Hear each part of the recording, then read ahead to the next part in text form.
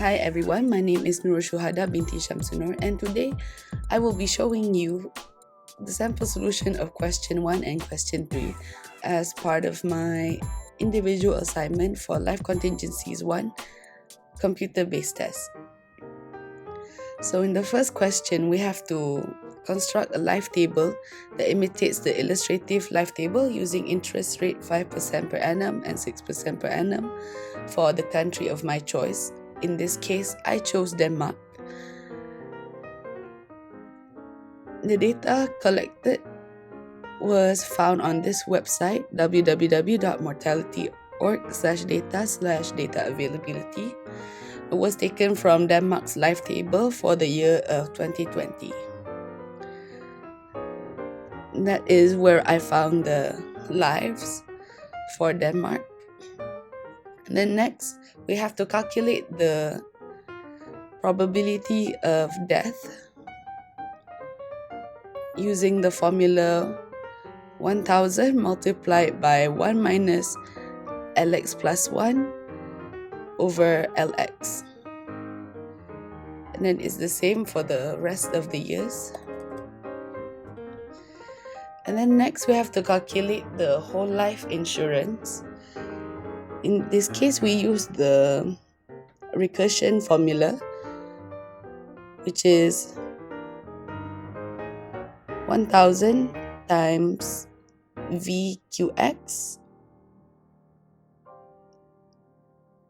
plus VPX AX plus 1. V in this case is 1 over 1.05, which is the interest rate.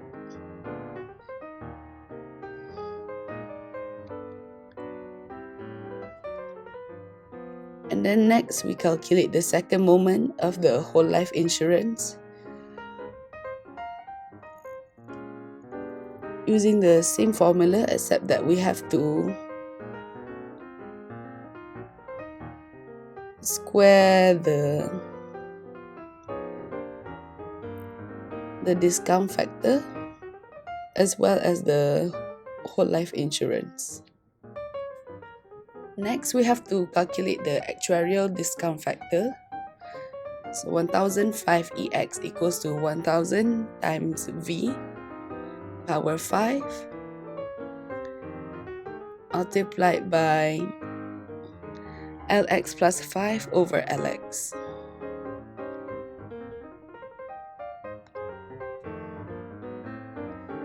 And then next is this basically the same thing except for 10 years, except the n is equal to 10. So it's 1000 times 1 over 1.05 to the power of 10 times by Lx plus 10 over Lx.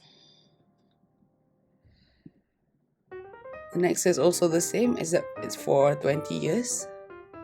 So it's 1000 times 1 over 1.05 to the power of 20 multiplied by Lx plus 20 over Lx.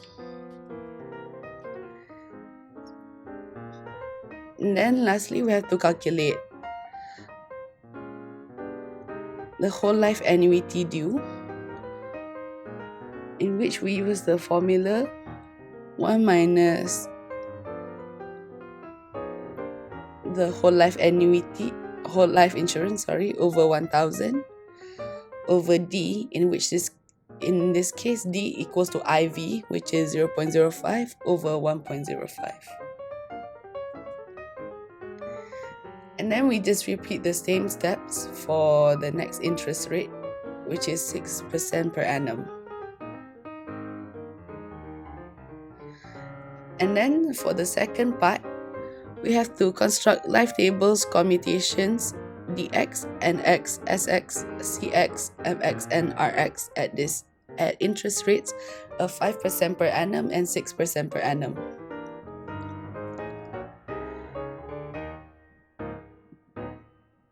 So to start off, we put in the same Lx data that we gathered before, and then we have to calculate dx, which is Lx minus Lx plus 1 And then next we have to calculate dx, which is discounted lives. For 5% we use v to the power of x times lx. So 1 over 1.05 power x times with lx. Then we just repeat for all the ages. And then next is nx. So here we use the formula nx plus 1 plus dx. And then next, to find sx, we use the formula sx plus 1 plus nx. And then for cx, we use the formula v to the power of x plus 1 times with dx.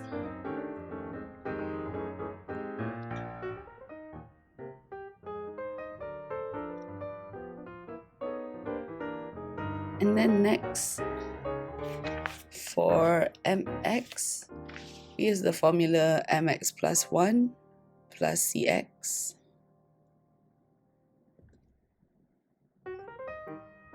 And same for rx, we use the formula rx plus 1 plus mx.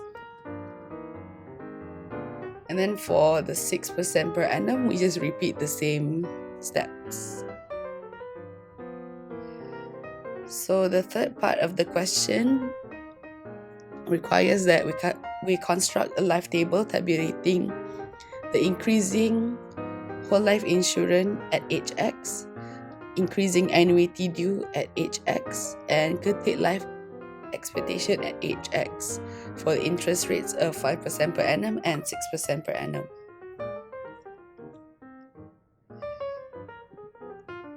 So for this, we use the formula of dx over rx for increasing whole life insurance at age X. Then for increasing whole life annuity due at age X, we use sx over dx. And for the curtailed life expectation at age X, we use 1 minus qx over 1000 times 1 plus the curtailed life expectation at age X plus 1. So we just repeat the same steps for the 6% per annum interest rate. So that's all for question 1. So the next question that I'll be showing is question 3. So let's read the question together. As Real Life Insurance issued a number of 20-year endowment policies to a group of individuals aged 45 on January 1st, 2005. In each case, the sum assured was $200,000 and premiums were payable annually in advance. Mortality is based on the constructed life table and the interest rate is 4% per annum. So for the first part, we have to calculate the net premium reserve for the years ending in 2016 through 2022. So before we do the first part, we have to construct a life table similar to the first question using the same formulas, except that in this case the interest rate is at 4%. And then on to the first part, we have to calculate the net premium reserve. First, we have to find pi, which is the level premium for each year.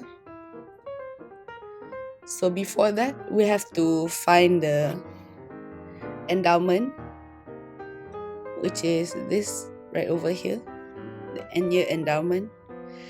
And as we all know, the endowment has two components, which is made up of the term insurance as well as the pure endowment portion.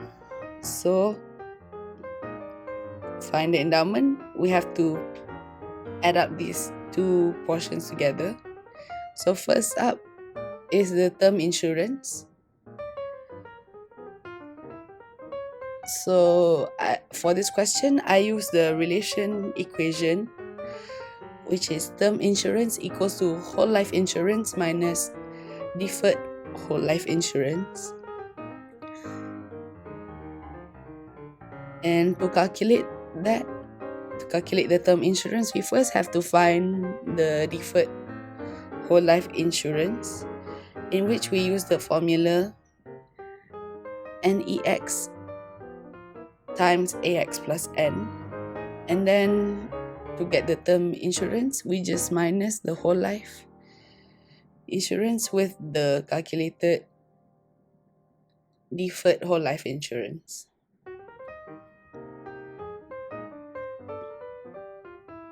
So to calculate the deferred, we use the formula of NEX. So before finding the term insurance and all this, we first calculated the NPX and NEX. Find NPX is basically the probability of survival, which is L65 over L45. And if you notice, I've locked this cell because L65 is like the last year of the endowment. So the probability, so it is fixed at L65 and the years will just move up accordingly. Then we just copy the formula for all the remaining cells. And N here is counted backwards because we count it from the future, as it is a 20-year endowment. So the first year is going to be 20 and descending accordingly. So next, for NEX, use the formula VN NPX. V is 1 over 1.04 to the power of N times with NPX that we calculated.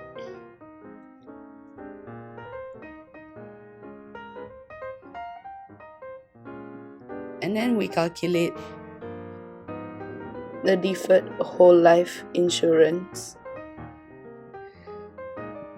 by using the formula NEX times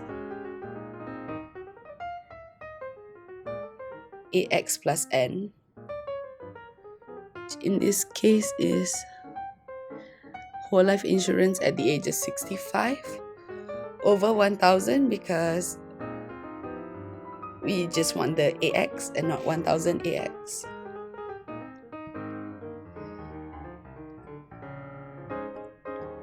And then next we can calculate the term insurance portion by using the formula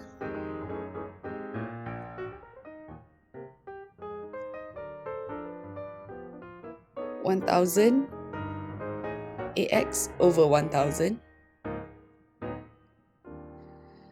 minus the deferred whole life insurance.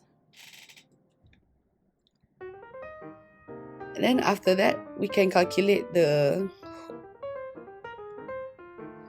endowment,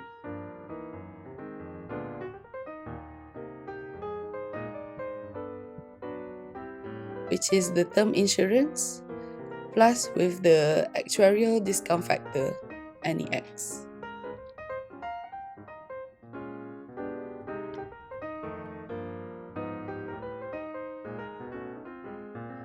And then next, we calculate the temporary annuity due using the formula 1 minus endowment over D, which is 0.04 over 1.04. And after this, we can use the equivalence principle, in which the APV future benefit equals to the APV premium. So the APV future benefit equals to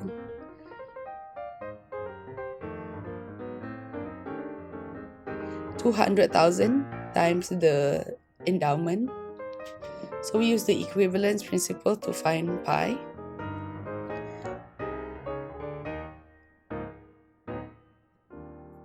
In which the APV future benefit is divided by the temporary annuity.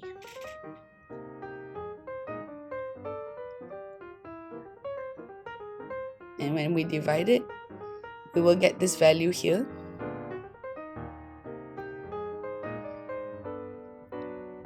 And then we can calculate the APV of the premium, which is pi times with the temporary annuity. Here we've locked the cell because the value is constant throughout the years. And then after that, we can calculate HV, which is the net premium reserve. H is 20 minus N in this case. So for the first year, it will be 0V, 1V, and so on for the next years. So the formula is APV of future benefit minus APV premium. And in the question, they ask for the years ending 2016 through to 2022, which we have highlighted here.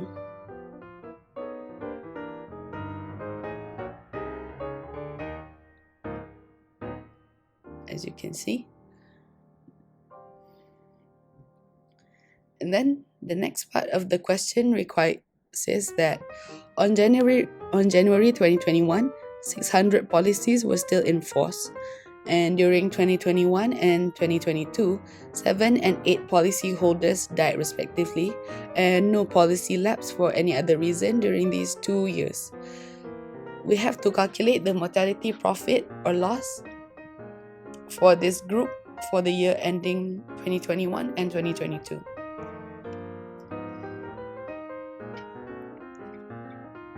So we take the net premium reserve that we calculated earlier from year 2021 and 2022, and then to calculate, and then for the death strain, which it's basically just the negative of the net premium reserve.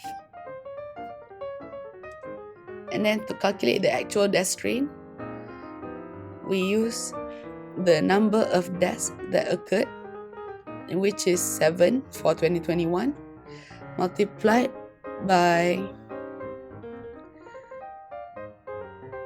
the death strain. And for the expected death strain, it is 600, which is the number of policies that is still in force, multiplied by